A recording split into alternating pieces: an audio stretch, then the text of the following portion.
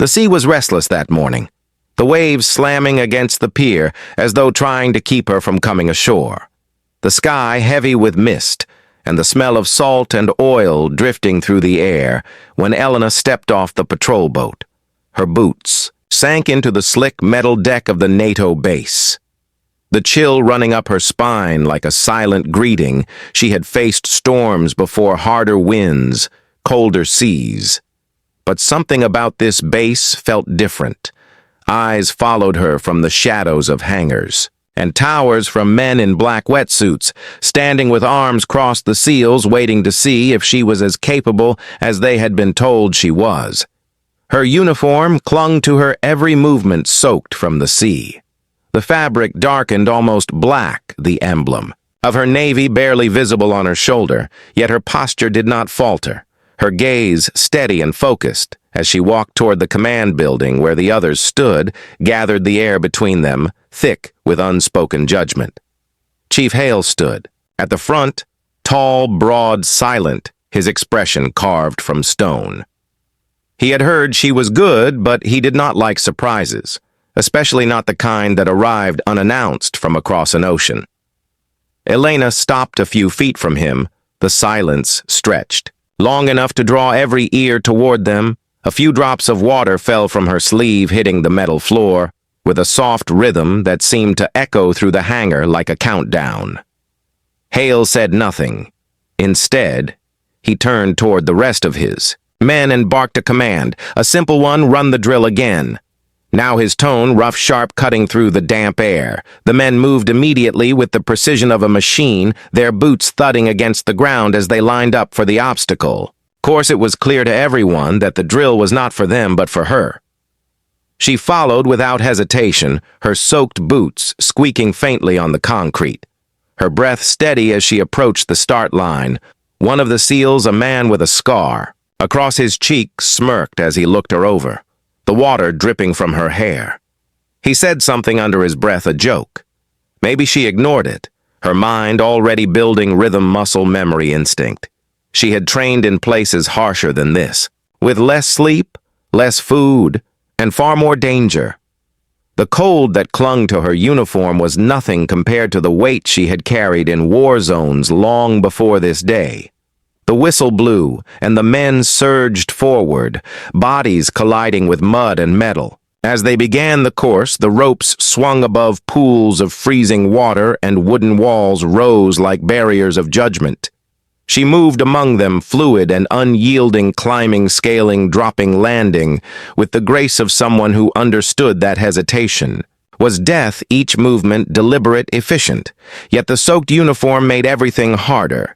The fabric pulled against her skin, each drop of water feeling heavier than it should. And still, she pressed on. Hale watched her closely, arms crossed, face unreadable. The others stole glances, too, between obstacles, their breaths ragged, the sound of effort filling the air, mixed with the sharp whistle of the wind cutting through the base.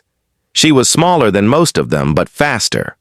Her focus absolute. And then near the halfway point, it happened. One of the SEALs turned the hose toward her under the pretense of cleaning the mud from the track. A torrent of icy water hit her side, soaking her completely again. The cold biting deep she stumbled for. Half a second, just half, before regaining balance, her hair plastered against her face, she looked toward him. Not with anger, but with silence that weighed heavier than any insult. The laughter that followed was brief, awkward and uncertain, because no one knew what to make of her. She simply continued moving through the course, her pace never breaking, her movements precise, each one sharper than the last. The hose turned away, and the man who had used it found himself staring at the ground as she passed by. Hale saw it all, said nothing, but a faint flicker crossed his face. A thought, maybe a memory, something like respect, but not yet earned. When she reached the final wall, her hands found the wood slick with rain. She pulled herself up slowly, every muscle trembling from the effort, the weight of the soaked uniform dragging her down, but she climbed higher step by step until she reached the top. The wind hit her full force, there carrying the scent of jet fuel and salt. She stood for a moment at the peak of the wall, the others below watching as if waiting for her to fall. But she did not. She looked out across the base toward the gray horizon where the sea met the sky. And for a second, she thought she saw movement there. A shimmer, just above the waves. Something fast. Something metallic. Then it was gone. She dropped down, landing silently on her feet, the impact echoing faintly in the quiet that had fallen over the group. Even the wind seemed to pause as she straightened her. Back and faced Hale again, he nodded once, barely perceptible before turning away, his voice breaking the silence, telling the men to stand down. The drill was over. They dispersed slowly, breathing hard steam rising from their bodies in the cold morning. Elena stood still, watching the horizon again, her mind running calculations. The shimmer she had seen could have been a trick of the light, but she had seen it before in another time. Another place. The men began talking among themselves, voices. Low, some impressed, others dismissive, but all glancing her way. From time to time she could feel their doubt, their curiosity, their unease like a pulse through the floor.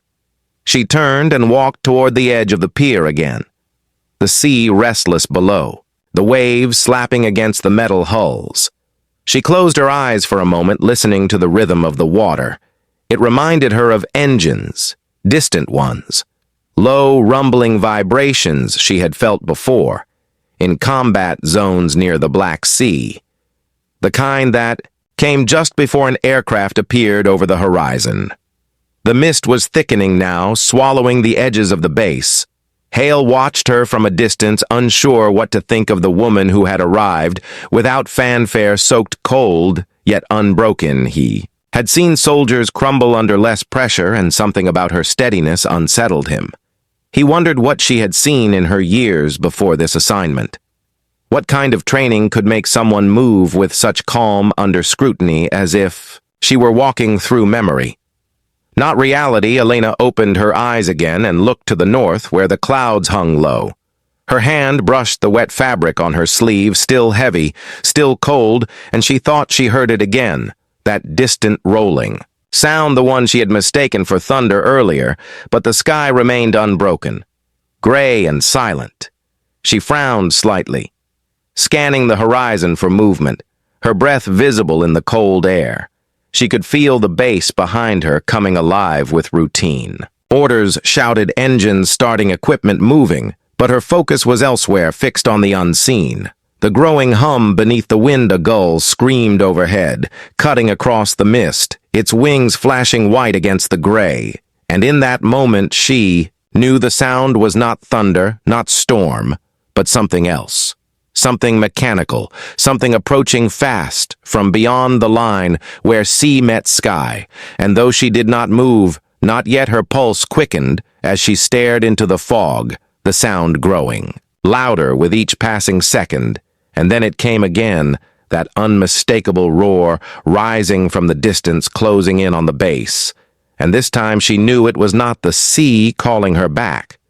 The roar grew louder, rolling over the base like a living thing. Shaking the air and rattling the metal frames of the hangars, the men looked up, squinting into the mist, their hands frozen mid-motion as the sound came closer, faster, deeper. Elena stood still, every nerve in her body, awake, the cold forgotten her. Eyes fixed on the horizon where the gray began to tremble. Something was cutting through it, something unseen, yet certain. Chief Hale barked a command, ordering the men back to formation, but his voice was nearly swallowed by the approaching thunder. She could tell by the rhythm that it was no storm. It was machinery. The sound passed once low and fast, a whisper of power that sent a vibration through the deck. Every soldier felt it in their bones, and then it was gone, replaced by the uneasy silence. That only comes after something dangerous has brushed too close. Hale cursed under his breath and turned to the others, ordering them to continue the drill, as if routine could bury what they had just felt. The men obeyed without question, running Toward the obstacle course, their boots striking the ground in unison, the mist curling around them like smoke. Elena followed quietly, her mind still echoing with the memory of that sound, the sound that once meant enemy. They began the endurance course. Again, this time faster, harder. Hale shouted times from the sidelines, daring them to move quicker, his voice sharp as a blade, but his eyes kept flicking toward the sky. Elena scaled the first wall with practiced ease, her soaked uniform clinging to her like armor. She ignored the burn in her muscles and the weight of the wet fabric the others were watching. She could feel it.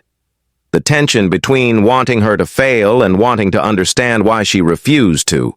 She reached the top and paused, only for a second scanning the mist that hugged the sea. There was nothing to see, only gray, endless, and quiet. Too quiet. She dropped down and rolled into the mud, the cold seeping into her skin. But she pushed forward, crawling under the wire, the metal. Biting against her back, each movement measured, efficient, her breath steady. The others followed her lead, though none of them could match her rhythm. It was as if she was moving in sync with something they could not hear, something older and deeper. Than orders, she moved like someone who knew what waited beyond hesitation. At the edge of the course, she came to the water pit again, where the hose still lay, coiled. One of the younger seals grinned and picked it up, aiming the stream toward the ground at first, then slowly lifting it toward her as she ran. The cold spray hit her face and chest again, soaking her completely.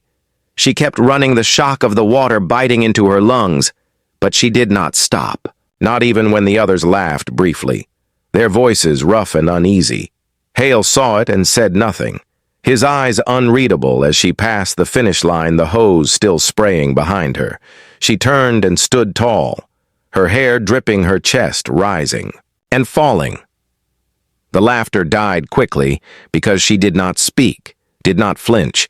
She simply looked at them, and the silence that followed was heavier than any reprimand. The young seal lowered the hose eyes, shifting away, and Hale finally spoke, calling her over, his voice calm but tight. He asked if she was familiar with the sound they had heard earlier. She nodded slowly and said nothing else.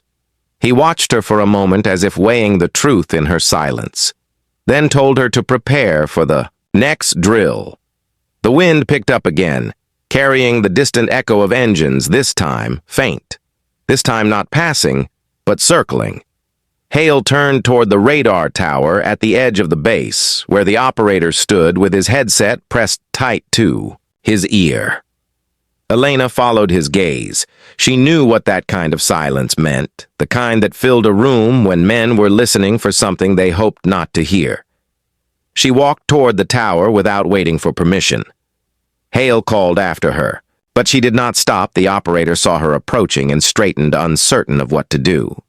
She pointed toward the radar screen, a single flicker of light blinking on the edge of the display, moving too fast to be a drone, too low to be commercial. She looked at it and felt her stomach tighten. The signature was familiar, the speed, the altitude, the erratic pattern. She whispered to herself, though no one could hear her, that it was a Su-24. Her voice low and sure. The operator blinked, confused. How she could know from one glance. But before he could ask, the roar came again, louder this time, closer, this time overhead. Every man on the base froze where he stood. The windows rattled, the alarms began to wail, and the sound filled the air with violent certainty. The jet tore across the sky low enough that the shadow of its wings cut across the base like a blade. The ground shook. The flags snapped and fell flat against their poles.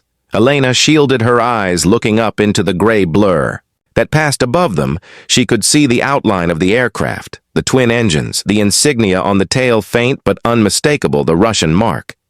Her pulse quickened, not in fear, but in focus. She ran back toward the command post, shouting for the communications line to open. Hale was already moving, shouting for his men to hold positions, weapons down, no engagement until confirmation. The air was thick with the smell of fuel and adrenaline. Inside the command post, screens flickered radar. Lines glowed. The operator stammered, trying to get a fix. The aircraft had already passed but was turning, coming back around. Hale entered behind her, his voice sharp, asking what she knew. She told him quickly that this was a probe, a test, a flyby, meant to measure response time. He frowned. How could she be certain, she told him, because she had seen this before on the Black Sea 2 years ago, before everything changed, before the line between training and combat blurred forever. The roar came. Again the sound so close that the glass trembled. She turned to the radar, the signal now sweeping across the screen, fast, erratic, then vanishing into the sea. She knew what that meant. The pilot had dipped low below radar threshold. She turned to Hale and told him to sound the alert to bring everyone to attention. He hesitated only for a moment before nodding and grabbing the intercom, his voice echoing through the base, telling every SEAL, every operator, every guard to snap to readiness. The sirens blared, the base alive with motion. Elena stood at the center of it all, dripping cold calm, her gaze fixed on the open hangar door where the mist swirled in heavy curls. Something in her posture made the others pause, even as they moved. With precision, something about the stillness in her eyes, as if she was waiting not for orders, but for confirmation, the kind only instinct could provide. The roar had faded again. The sky silent. But she knew it was not gone. She knew the game had just begun. She could feel it like a second heartbeat beneath her own. And then somewhere beyond the fog, the echo returned, faint at first, like a memory rising from deep water, growing louder until it filled the air once more, and every man on the base turned toward the sound, waiting for what would come out of the gray next. The fog rolled across the runway like a living wall, swallowing the edge of the sea and blurring the horizon until the sky and the water became one. The sound was rising. Again. Deeper, heavier, like thunder wrapped in metal. The SEALs moved fast, taking positions along the perimeter, weapons held low as Hale shouted for status reports. The comms crackled with static. The radar flickered with a single pulse, and then nothing. Elena stood near the edge of the tarmac, eyes fixed upward, her soaked uniform still clinging to her frame. The cold forgotten, the world narrowing to sound and vibration and instinct. She could feel it coming before she saw it. The pressure in the air shifting the hairs on her arms, rising, the faint metallic taste in her mouth that always came before the engines broke through the clouds. The roar came first, so loud it tore the air apart. Then the Su-24 exploded from the fog like a phantom, its gray body streaked with salt and shadow, flying low enough that she could see the pilot's helmet glinting in the weak sunlight. For a breathless second, everything froze, the men, the alarms, even the wind. Then the plane banked hard, cutting across. The base, with a force that sent dust and debris spiraling through the air. Hale shouted for everyone to hold position, his voice almost lost beneath the echo of the engines. The jet passed so close that the ground shook, the vibrations climbing through. Elena's boots up into her chest, she did not flinch. She tracked it with her eyes, following its path as it disappeared over the sea. The radar blinked again once, twice, then blank. The operator yelled that it was gone, but Elena shook her head. She knew the maneuver. It was circling back. She could feel it in her bones, the way she had once felt artillery before it landed. Silence was not safety. Silence was only the inhale before the strike. The men shifted, uneasy, waiting for orders. Hale turned toward her and asked what she thought it would do next. She told him quietly, it was testing them, measuring their readiness, their fear, their discipline. He frowned and asked how she could be certain. She said she had flown this pattern before, not in the air but from the ground as a target. Once in the Black Sea, she had watched one just like it come in low and pretend to retreat, before diving again fast enough to break sound. The men around her went still, their faces pale.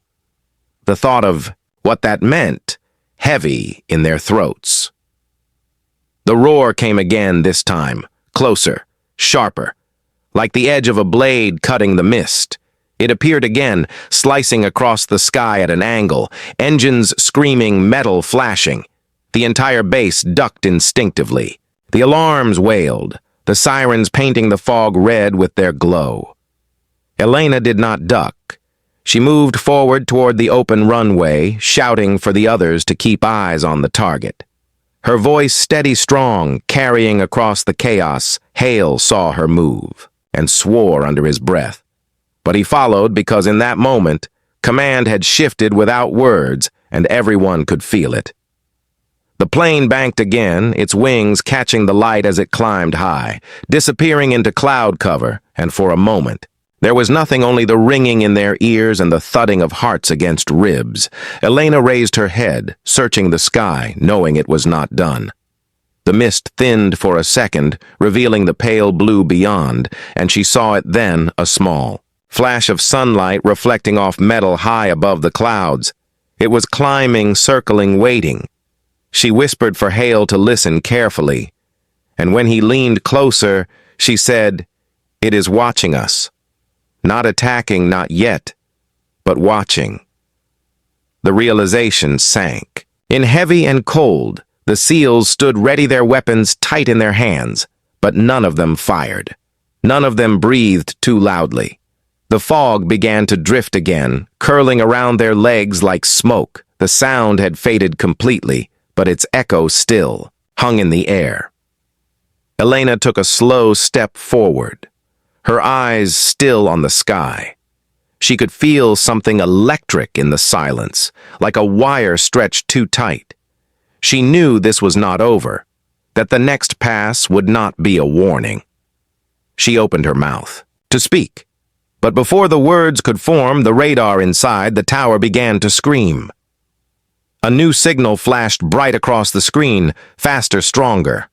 Hale turned toward the sound, shouting for confirmation, and the operator stammered that there were 2 contacts now, not 1 but 2 moving in formation from the east.